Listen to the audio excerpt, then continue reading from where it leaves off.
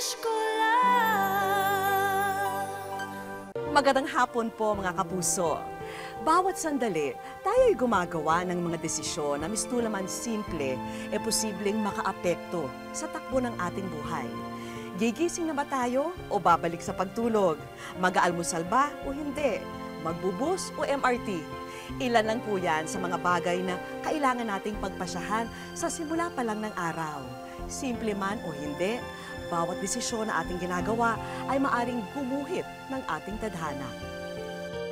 Nang pumanaw ang kanyang kabiyak, nagpasya si Nadine na lumuwas ng Maynila kasama ang mga anak. Tulad ng marami, naakit siya sa ingay, kulay at animoy walang hanggang na posibilidad sa syudad. Tama ba ang naging desisyon niya o ito ba ang pagkakamali na dapat niyang pagsisihan? 1985 pa nang magdesisyon si Mang Romeo na lumipat sa probinsya ng kanyang asawa.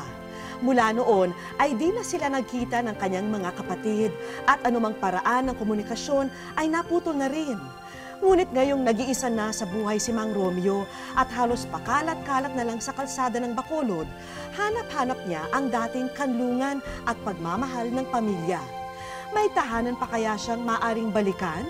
At matatanggap pa ba siya ng mga kaanak na minsan niyang iniwan at tila kinalimutan? Ano ang kahihinatnan ng kanilang mga desisyon? Malalaman po natin ngayong hapon dito sa Wish Ko Lang. Ang mga kapatid nating lalaki, lalo na ang ating mga kuya, hindi lang kapatid na maituturing. Kung minsan sila rin ang tumatayong pangalawang ama natin. Pwede rin silang maging gwardya, tagapagtanggol, at syempre, kaibigan natin. Kaya kung sila'y mawawala, magkakaroon po ng malaking puwang sa ating mga buhay. At yan na nga ang nararamdaman ngayon ni Aling Alicia dahil halos 3 dekada na niyang hindi nakikita at hindi nakakausap ang kanyang kuya. Wala na ko na pinangunga ko sa karton, sa tansan, para makapira ko. Plastic, mineral, scrap, para makapira ko. Lahat-lahat na para makapira ko.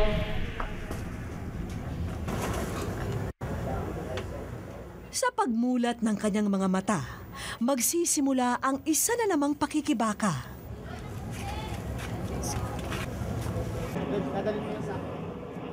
Panibagong araw kung saan hahanapin uli ang pag-asa. Isang araw na tila walang katapusan.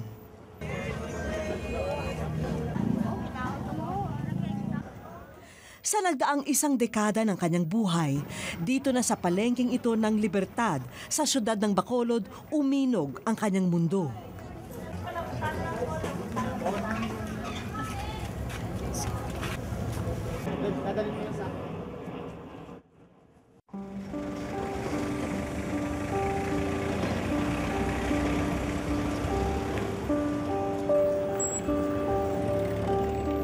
Sa abalang palengking ito, karaniwang makikita si Tatay Romeo Busano, 70 taong gulang. Nangangalakal at dumidiskarte upang may maipanlaman sa kumakalam na sikmura. Ang hapong katawan ang patuloy niyang ipinupuhunan upang maitawid ang bawat maghapon na tila napakabagal ng usad. Pagising, we were collecting all around, mga garbage here, all around here. Inside this compound here. Magkano po yung kinikita niyo dyan? Before, more than 100, but now no more. Sa palengking ito niya binubungkal ang pantawid buhay. Tila isang kalabaw na kumakayod sa konkretong kalye at malasisiw na kumakahig at tumutuka. Kailangan ko talaga ang kwarta para ang expenses, jutay ang income, dako ang gastos.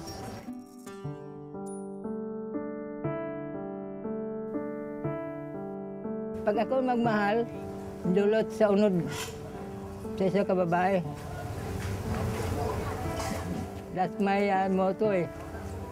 When I have love a woman, I love it very much. Pilit sinasariwa ni Tatay Romeo ang kanyang magagandang alaala sa piling ng asawa. Naging makulay ang mundo noon ni Tatay Romeo. Tubong San Mateo Rizal ang matanda at sa Maynila niya unang nakilala si Josie, na kalaunay kanyang naging misis.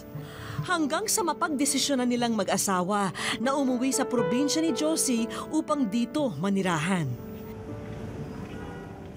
I love my wife, and then taga rito yung asawa ko sa dito sa Gay. We have vacation here in 1985 until now ay hindi ka nakabalik doon sa Manila. Sinagot ng Diyos ang kanyang mga panalangin na magkaroon ng maayos na buhay at mabuting may bahay. Subalit, tila may ibang plano ang tadhana. Taong 2001 nang magupo ng karamdaman ng kanyang kabiyak hanggang sa tuluyang bawiin ito ng langit. Naiwan si Tatay Romeo na lumuluha at nag-iisa. Matapos ang kasawian at mabigat man ang kalooban, tuloy ang buhay para kay Tatay Romeo.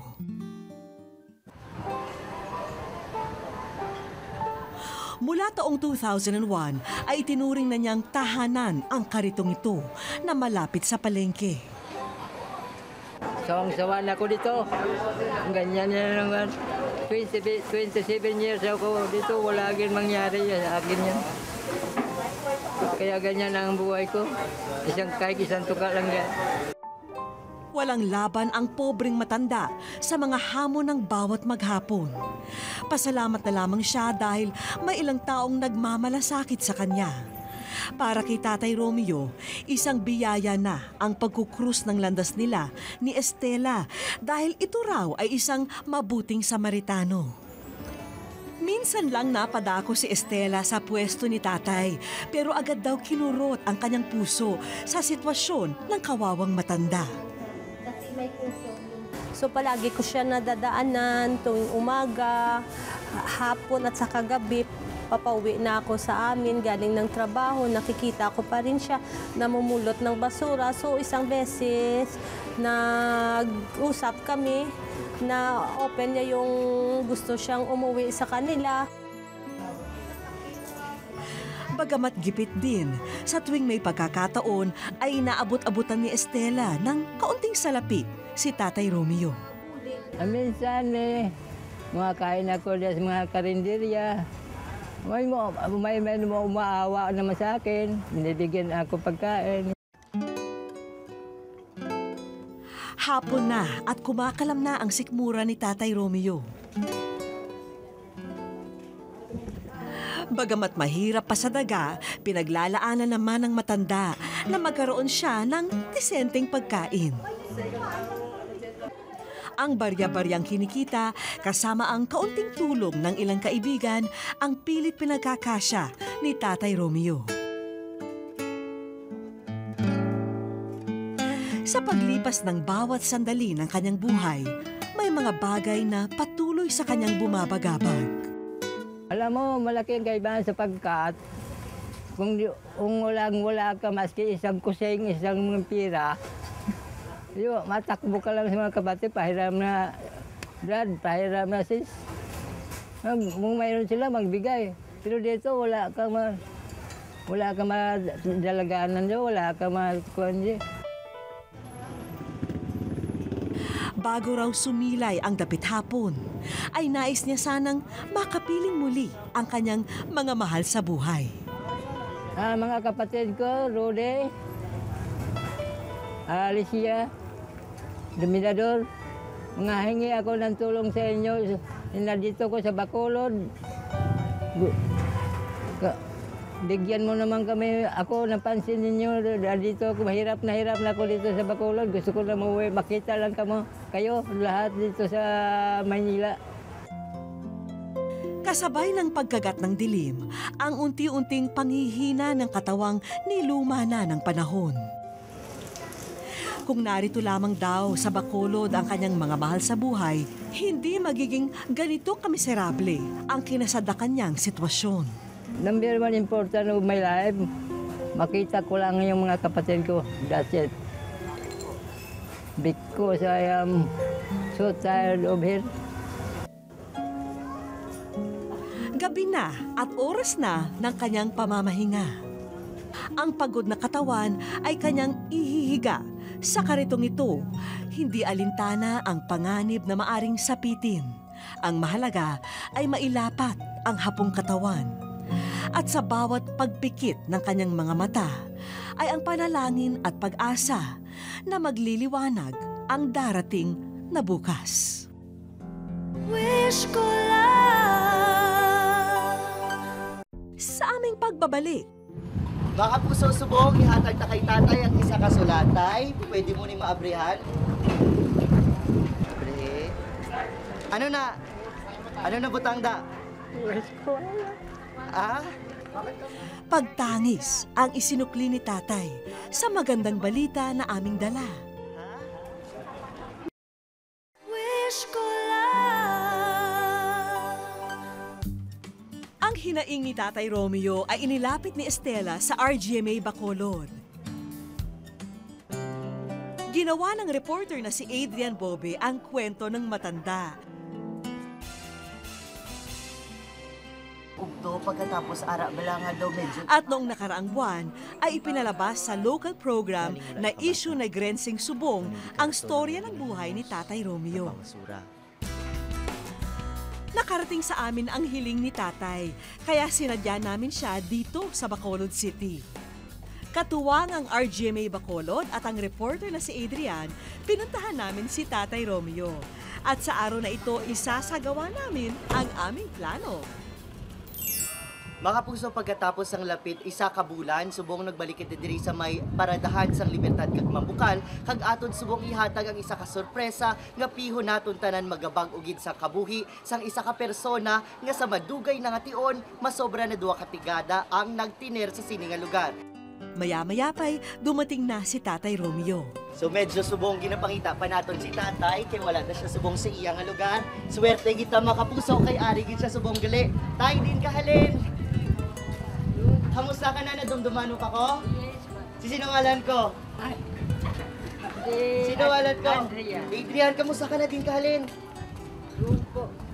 Kamusta naman? Araw-araw, ito pa rin ginagawa mo? Araw-araw. Dahil sa pag-ibig. Pag-ibig, isang biro. Baka puso subong, ihatag na kay tatay ang isa kasulatay. Pwede mo ni maabrihan. Abre. Ano na? Ano na butang da? Ah? Ano na butang? Basahan na biyan, ano na butang? Bacolod to Manila. Think, amo na, excited ka na makita sila? Yes po. Pagtangis ang isinukli ni Tatay sa magandang balita na aming dala. Hindi ko ba sa mga akong komili? Nagiibi ka. Bakit ka umiiyak ngayon? Umiyak ako dahil sa... Maalala ko mga kapatid ko, yun lang. Kaya gusto ko lang makita sila lahat. Patid namin na matatapos na ang mahigit 2 dekadang pangungulila ni Tatay Romeo sa kanyang pamilya. Malaki ang pasalamat ko unang-una sa Diyos nga akong gigan, pangamayuan. Ang ikadua, ang tao nga gagabulig sa akin. Yung nagtumutulong sa akin. Sabik na sabik ako. Oh, masi 27 years, I'm still suffer in this place. Puro hirap. Ay, mga kapatid ko, Rudy, Alice, Dominador. Babalik na ako ngayon sa inyo dyan sa San Mateo Rizal. Gusto ko lang magkita tayo bago ko mapatay ito. Lubos din ang pasasalamat ni Estela na sa wakas ay nasagot na ang matagal na niyang dasal para sa kanyang naging kaibigan.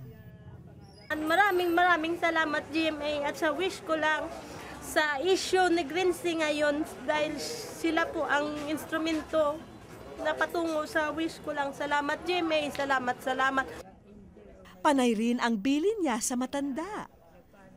Ingat ka doon, tay, ha? Huwag ka nang gumala. At saka doon ka na lang mag-stay sa bahay nyo, ha?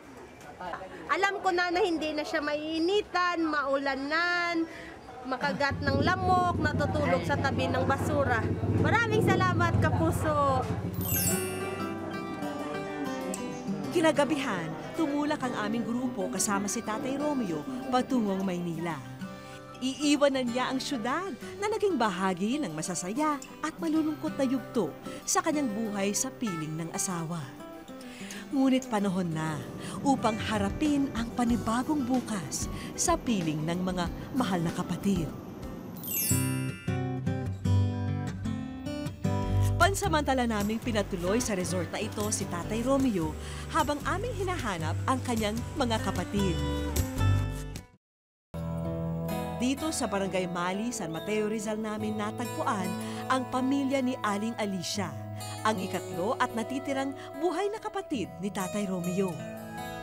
Sa tagal niyang nalayo, hindi alam ni Tatay na ilang taon na rin ang nakararaan nang bawian ng buhay ang kanyang iba pang mga kapatid na sina Rodolfo at Dominador. Ay, yung dalawa kong kapatid, si Rodolfo, saka si Dominador, si June, namatay na yun. 2005 si June, yun namang kapatid kong isa, 2003 namatay. So, magkasunod lang sila. Kaya iniisip namin siya, sabi ko, ano na kaya yung kuya ko? Ayon sa kwento ni Aling Alicia, 1985 daw nang lisanin ng kanyang kuya at asawa nitong si Josie ang Rizal. Sabi ko, mag-isa ka lang sa Bacolod, wala kang, kung anong mangyari, wala kang matakbuhan, mag-isa ka lang. Sabi niya, hindi bali kasi asawa ko naman to eh. Ang mga lumang larawan ng kanyang panganay na kapatid ay pinakatago-tago't iniingatan. Lalo pat 27 taon na niyang hindi nakikita ni Anino ng kanyang kuya. Hindi sumulat kami. Yung sulat namin bumalik, return to sender. Kaya naisip, nagsumulat pa kami uli. Ganun din. Sabi ko, ano kaya ito? Ibig sabihin, wala na. Ipinahanap din nila ito sa manugang na taga-probinsya, subalit sa lawak at dami ng tao sa Bacolod ay nanatili silang bigo. Nagkataon naman yung anak ko na kapag-asawa ng taga Bacolod, malapit doon. So nung umuwi sila, nagbadala kami ng pera na hanapin. Kasi yung biyanan naman ng anak ko, vendor din isda, doon nagtitinda sa gilid ng palengke daw. Ngayon, sabi ko, hanapin yun, nagpadala kami ng pera. Sabi naman ng anak ko, Mama, hindi talaga namin siya makita. Kaya gano'n na lamang ang kanilang kagalakan nang mapanood ng kanyang anak ang kwento ni Tatay Romeo. Nagpapasalamat talaga ako sa GMA kasi talagang sila yung sa akin, nabuhay pa pala. Kasi nga, nung nagpunta yung anak ko, hindi namin napanood yung anak ko, si Michael. Kilala niya yon, si Michael. Na mama, napanood ko si Papa Romy, kaya lang paano na, yung pawala na. Kaso lang, nabanggit pa niya yung mga pangalan, hinahanap kayo. Masasabing komportable ang buhay ni Aling Alicia at ipinangako nilang kung sakaling babalik ang kapatid ay magiging maayos ang magiging buhay nito sa piling nila. Saka huwag kang mag-alala kung bumalik ka dito. Welcome na welcome ka dito. Wish ko sa aming pagbabalik. Oo, siya.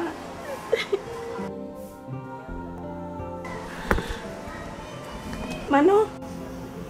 Pero ni. Kailan ka sa? Wala na. Ha? Hindi ko nagkilala. Wish ko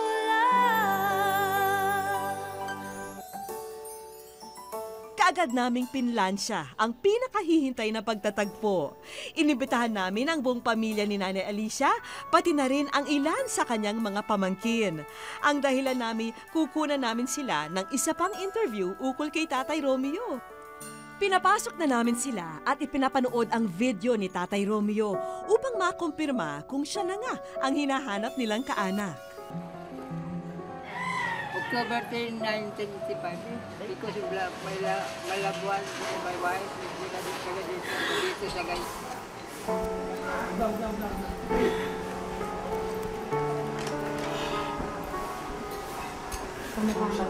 Oo, siya.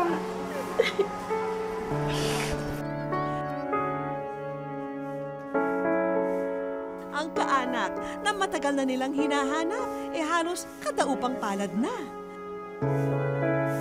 Samantalang si Tatay Romeo ay umupo na lamang sa isang tabi na tila estranghero sa mga taong nasa paligid.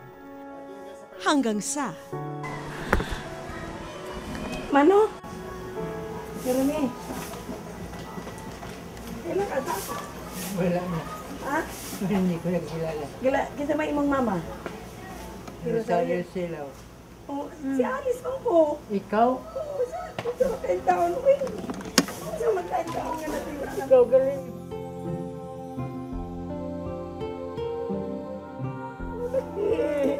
Hindi kita makilala, layo na. Ano daw po sa office? Wala akong magawa. Mahirap na doon sa Bacolod eh. Matagal ko na lang pangarap ko na mabubalik ako. Parang batang nagsumbong si Tatay Romeo sa kapatid na si Alicia.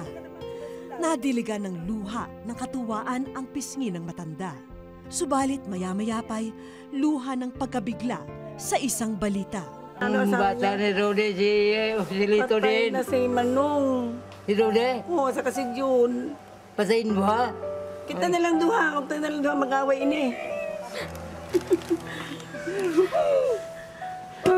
Ayaw na na. Si Ma... Kitang-kita namin ang hinagpis at pagsisisi sa mga mata ni Tatay Ang Romeo. dalawa kong kapatid nga sinabi ko sa inyo, patay na ko no. Wala na yung dalawa. Gayunpamay, pilit siyang pinakalma ng nakababatang kapatid. Wala yun, ano? Oo ka na, ba't nalungkot ka pa? Wala na, yung mga ano, wala na. Yung ngayon, ang ano mo, magkasama tayo. May natira pa ako. Oo. Ano pang iniisip Sila mo? na nawala, sila nawala na tatlo. Ang mahalaga sa ngayon ay kapiling na niya ang mga taong sa kanya'y nagmamalasakit at nagmamahal. Samantala, pasasalamat ang hatid sa amin ng mga taong nagmamalasakit kay Tatay Romeo. Siyempre talagang kumpleto na talaga kasi noon sabi wala na mga sulat namin, return to sender, bumabalik sa amin. Pasalamat ako sa mga taong tumulong sa kanya. Kasi kung hindi dahil sa mga taong iyon, hindi namin matagpuan itong kapatid ng asawa ko. Ngayon medyo nahimasmasa na ang lahat, abay tira na at lamnan ang sikmura. Isang mini reunion ang aming inihanda sa pamilya Busano. Sa unang pagkakataon, matapos ang 27 taon, ay nakasabay ni Tatay Romeo sa pagkain ang mga mahal sa buhay. At matapos ang tsibugan, panahon na upang ibigay ang aming mga regalo. O ayan, Tatay Romeo, ang mga iniwan nyo sa Bacolod na gamit, may kapalit agad. Sa puntong iyo'y napatunayan namin ang nag-uumapaw na ligaya sa puso ni Mang Romeo. Ako ang malaking mo sa pasalamat sa inyo. Habang buhay, hindi ko makalimutan, mapatay lang ako. Ngayon, nagpapasalamat talaga po ako sa inyong lahat. Sa lahat-lahat ng naitulong niyo sa kapatid ko. At Diyos nang bahala sa inyo. Unti-unti nang ibinabaon sa limot ni Tatay Romeo ang kanyang masasalimuot na alaala sa Bacolod. Samantala, tapos na ang pangungulila ni Aling Alicia sa kanyang kuya. Wish ko lang. Sa aming pagbabalik, inisip ni Nadine na ang pag-aasawa ang magpapabago sa takbo ng kanyang buhay. Ngunit nang mapatay ang kanyang asawa, sa Maynila siya nagpasyang hanapin ang magandang kapalaran nilang mag-iina. Diyos ko, ano bang mangyayari sa amin na mag-iin ako? Nagkamali yata ako ng desisyon na pagpunta namin dito sa Maynila. Wish ko lang. Walang pinagkaiba ang mga pangarap ni Nadine sa mga pangarap ng pangkaraniwang babae. Ngunit tila nakatadhana siyang mabigo at paulit-ulit na mapasok. Ang asawa na inaasahang magiging katuwang sa buhay, maagang na maalam. Samantalang ang pangako ng magandang buhay sa syudad tila bulalakaw na agad naglaho. Madalas ihambing ang buhay ng tao sa isang gulong. May panahong nasa itaas at sagana. Minsan na may nasa ilalim at halos gumapang na. Para sa tampok naming ina, buong buhay niya'y hindi na siya nawala ng pasanin. At hanggang sa mga araw na ito na nakakaramdam na siya ng pagkahapo, hindi mababanaag sa kanya na nais na niyang huminto. Ako po si Nadine Prisilda. May 2 anak. Single parents po ako. 14 na taon na po akong biyuda. Tubong Leyte at lumaki sa payak na pamumuhay sa bukid, inisip ni Nadine na ang pag-aasawa ang magpapabago sa takbo ng kanyang buhay. Ngunit nang mapatay ang kanyang asawa sa isang inuman at maiwan sa kanyang pangangalaga ang 2 nilang anak, sa Maynila siya nagpasyang hanapin ang magandang kapalaran nilang mag-iina. Magandang araw po. Dito po ba nakatira si Milagros Reyes po? Kasi pakisabi naman po, nandito yung pinsan niyan si Nadine. Isang buwan nang wala dito si Willa. Kasama na rin naglaho ang kanyang mga utang. Alam niyo po ba kung saan nakatira o kaya saan siya lumipat? Kasi po wala kaming matutuluyan ng mga anak ko eh. Hindi ko nga alam kung saan napadpad yung pinsan mo.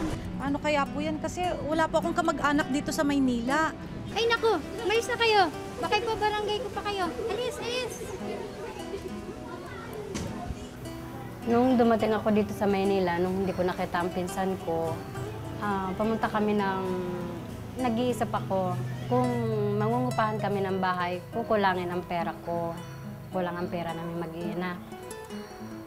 Hanggang sa pumunta kami ng Luneta. Nung maaga pa lang, nagpapasyal-pasyal muna. Mga bata naman walang alam kasi mga maliliit pa. Masaya sila, naglalaro. JR, huwag ka na masyado maglalayo ha? Yung natatanaw ko lang. Kakain na tayo mamaya. Diyos ko, ano bang mangyayari sa amin na mag-iina ko? Nagkamali yata ako ng desisyon na pagpunta namin dito sa Maynila. Hindi naman po sila umiiyak. Basta po, kumakain sila. Noon kasi, sa Luneta, may mga kanta. Sa gabi may mga may mga tugtugan sa gabi.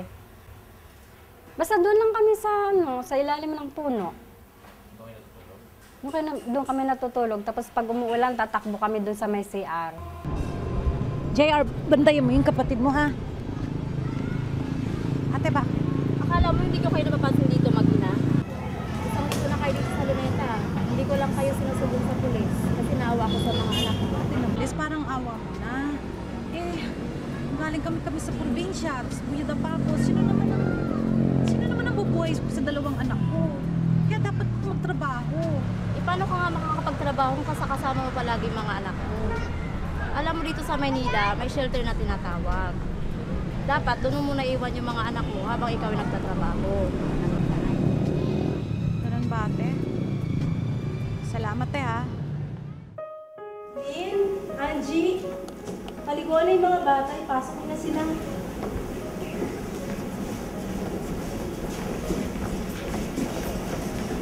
Ma'am, kayo na po ang bahala sa mga anak ko.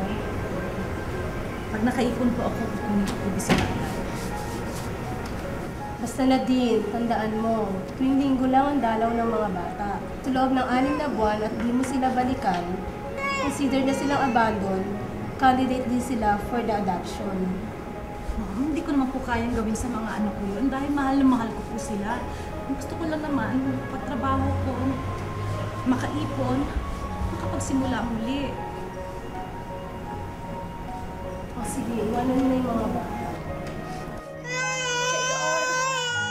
Huwag mo pababayaan ang kapatid mo, ha? Mahal na mahal kayo ni Mama.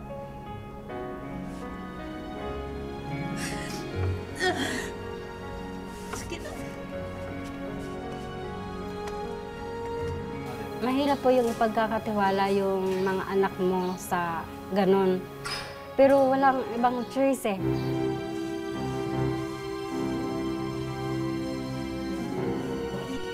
Pumasok muna ako sa bahay ng mag-asawa na masukan ako bilang katulong. Tapos para lang, sabi ko kahit mga 3 buwan lang para makaipon ako, Kasi po, yung naging amo ko, swerte naman ako. Mabait po sila. Nakadalawang taon ako sa kanila.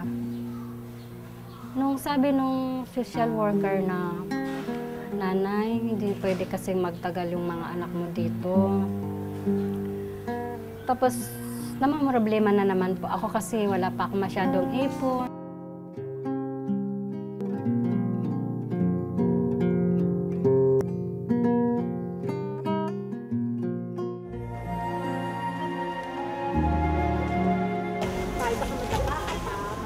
Makalipas ang 3 taon, muling nakapiling ni Nadine ang mga anak.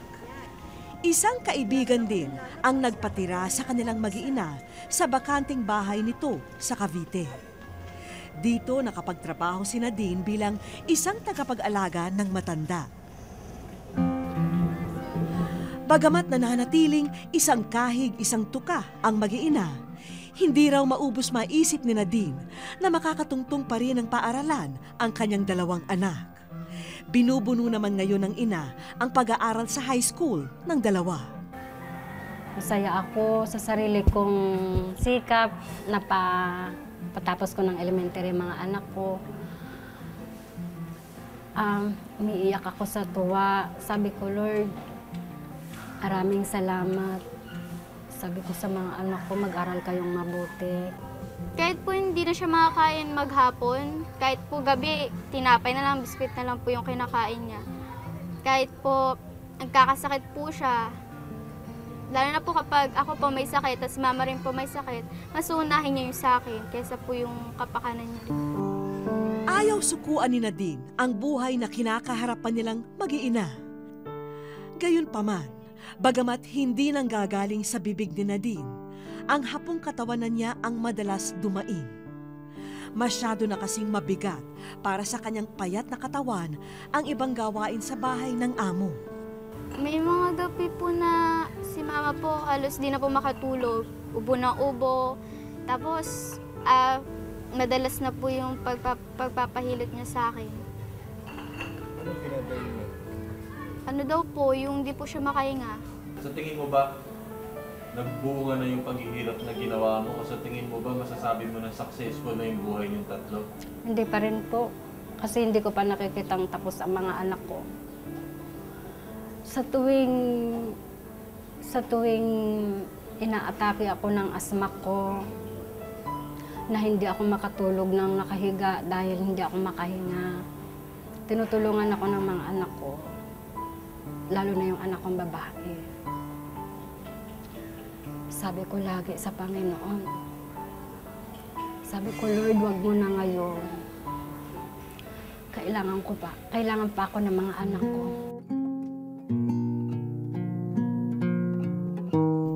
Ang kwento ni Nadine ay kwento ng maraming kababaihan sa ating bansa. Kwento ng sakripisyo, debosyon at pagmamahal. Mga katangiang taglay ng bawat ilaw ng tahanan. Kaya naman sa pagbabahagi ni Nadine sa amin ng buhay nilang mag-iina, isang di pangkaraniwang paghanga at salamat ang nais naming ipagkaloob sa kanya.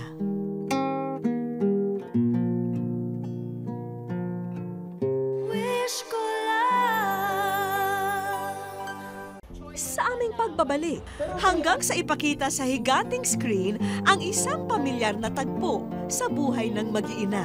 Ito yung kababaihan, isa pong babae na talagang nagsumikap. Ma'am Nadine, palakpakan po natin mga kapuso. Miss Nadine? Wish ko lang. Kinabukasan, nakumbinsi naming sumama si Nadine at ang kanyang 2 anak sa amin. Pero kung bakit dito namin sila dinala, wala silang kaalam-alam. Sa labas, Kasalukuyang may nagaganap na forum sa entablado.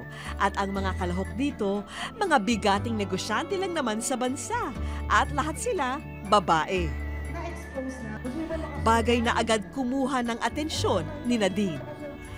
Pero mabilis ang mga pangyayari dahil maya-maya lang lumutang ang 2 pamilyar na mukha sa telebisyon. Sina May at Betong, Of course, gusto ko naman. Lahat naman ng Silang dalawa rin ang Master of Ceremonies ng nasabing event ng Go Negosyo. Hanggang sa ipakita sa higanting screen ang isang pamilyar na tagpo sa buhay ng mag-iina. Ito po yung kababaihan na binabanggit po natin kaninang a while ago. Ito yung kababaihan, isa pong babae na talagang nagsumikap. Ma'am Nadine, palakpakan po natin mga kapuso. Miss Nadine? Si Ma'am Nadine Priselda at ang kanyang pamilya. Naalala niyo po ba ito? Oh. Ito pong sulat po na ito. Ang sumulat, JN. Sige nga, tingnan mo nga ang sulat na yan at sabihin mo sa amin kung kanino ka sumulat at kanino mo pinadala yan. Kanino niyo pinadala yung sulat na yan? Saan? Sa Wish ko lang! Dahil ngayong hapon naman Nanay Nadine at ang buong pamilya, narito po kayo sa Wish ko lang! Bakas na bakas ang pagkamangha ng tatlo. Ang alam kasi nila, sa panaginip lang nagaganap ang ganitong mga tagpo.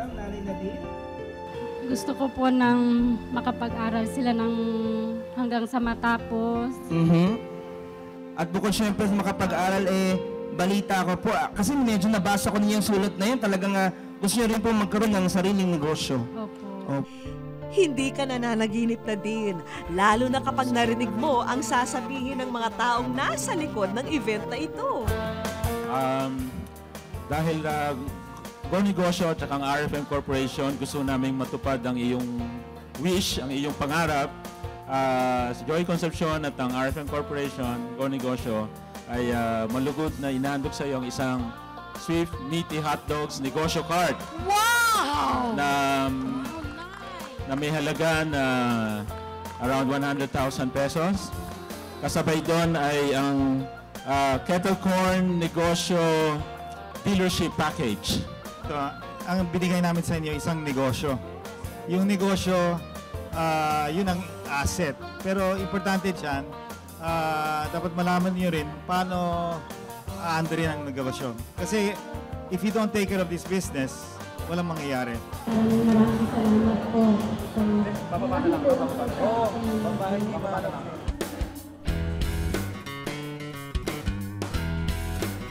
Sinong mag-aakalang sa isang iglap, ang dating kasambahay magiging isang lehitimong negosyante na ngayon? Doon nabatid ni Nadine na ang araw na ito ang araw na magbabago ang kwento nilang tatlo.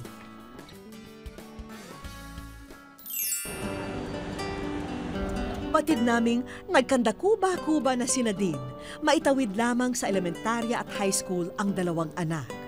Kaya naman sa muli naming pakikipagkita sa kanila, sinigurado naming mabubunutan na ng tinik sa lalamunan si Nadine.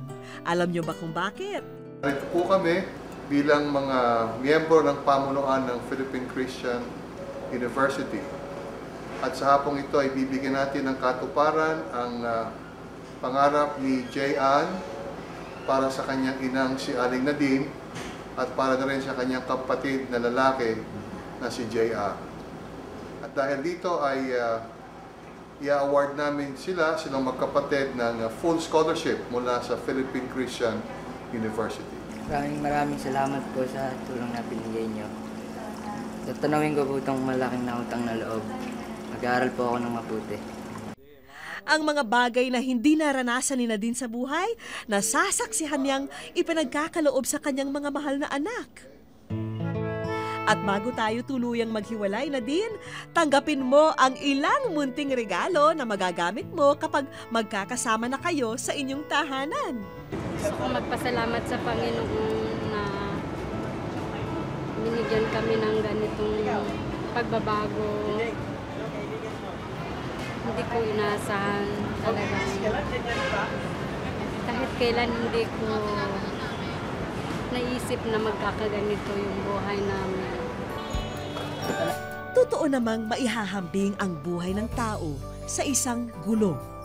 Minsan nasa baba, minsan ay nasa itaas. Pero hindi nangangahulugang iikot ang kapalaran pa itaas na walang ginagawang pagkukusa ang bawat isa. Tulad na lamang ni Nadine, na pikit matang binabalikat ang lahat para sa dalawang pinakamahalagang tao sa kanyang buhay. Kung may hiling po kayo para sa inyong pamilya, kaibigan o para sa sarili, sulatan niyo po kami sa GMA Network at sa Corner Timog Avenue, Quezon City. Maaari rin niyong iparating ang inyong kahilingan, kwento at komento sa aming official page sa Facebook at sa Twitter at Wish Ko Lang GMA. At hanggang sa susunod na Sabado po, ako po yung kapuso, Vicky Morales, at ito po ang Wish Ko Lang.